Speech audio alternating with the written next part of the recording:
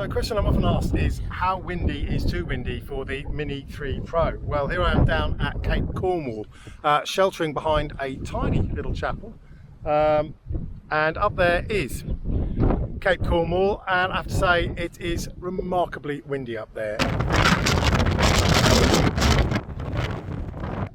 The max wind speed for the Mini 3 Pro, I think, is knocking on the door of about 28-30 miles per hour. I'll double check and post that below. Up on the Cape there, far windier than that, absolutely no chance. Down here, we're a little bit sheltered because you can see I am in a little bit of a dip. It's still very, very windy. So what I'm going to be doing is putting the little Mini 3 Pro up, but I will be very much ready to land quickly because I think this may be just a little bit too windy. The wind's up there easily more like 40 or 50 miles an hour. Down here, more like 20 miles, 25 miles an hour. But of course, the moment you lift up, you're going to hit those higher, stronger winds. So I've got to be ready to land at the drop of a moment. So anyway, let's see how we get on.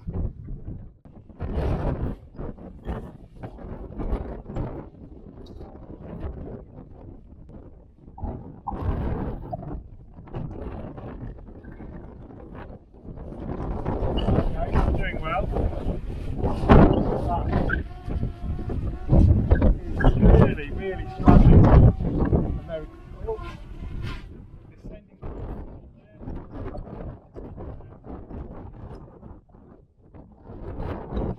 Descended by himself there.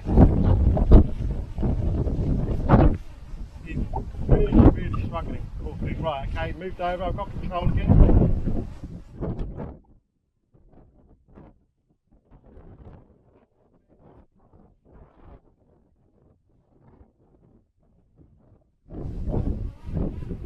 I'll be honest, I have never seen the poor Mini 3 Pro fight the wind so much, but I'm amazed it's still holding its own. I mean, the video is looking pretty smooth. I really would not want to go much higher though. Yeah, if it went much further, it would be ending up on the coast of Ireland. So go up a little bit higher again.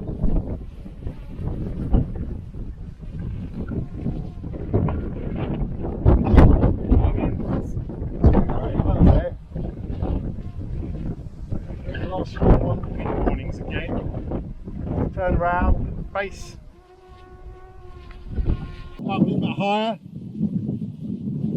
Okay, he's refusing to go up at the moment. Obviously focusing all of his efforts on not drifting away. Which again, fair play. It's good going.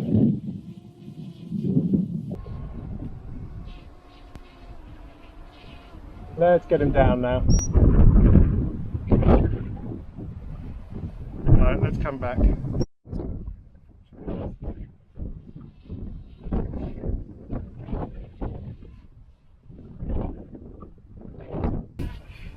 Not going to push him like, okay, low battery as well now, so let's get him down.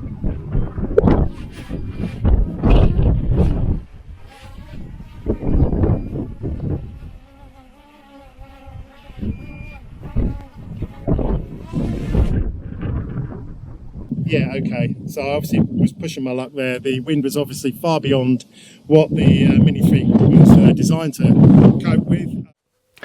Well, the wind that day didn't conquer the Mini 3 Pro, but it proved too much for the microphones and it actually drowned out the rest of the video. So that was easily the strongest wind I have ever flown in, with gusts well over 40 miles an hour. And it was amazing to see how well the little Mini 3 Pro fought the wind and focused everything on not drifting.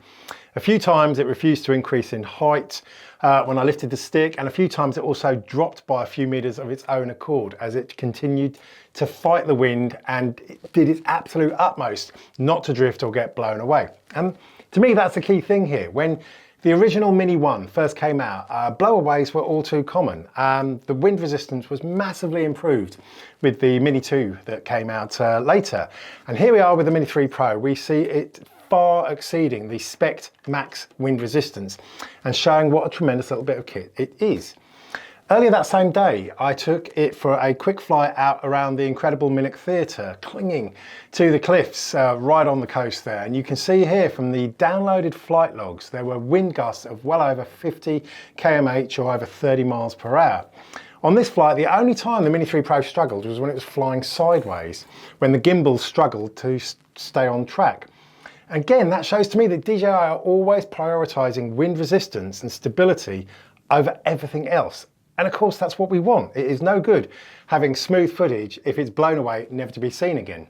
So there we are. As I tried to say on the closing piece of the video, it is good to know the limits of your equipment. And this flight reinforced to me just how well this little drone has been engineered. Anyway, look, I am still wading through hours of footage filmed down in the West Country. So for now, as ever, just give me a little thumbs up if you like this sort of stuff, helps the video along. Until next time, wherever you're in the world, have fun, happy flying.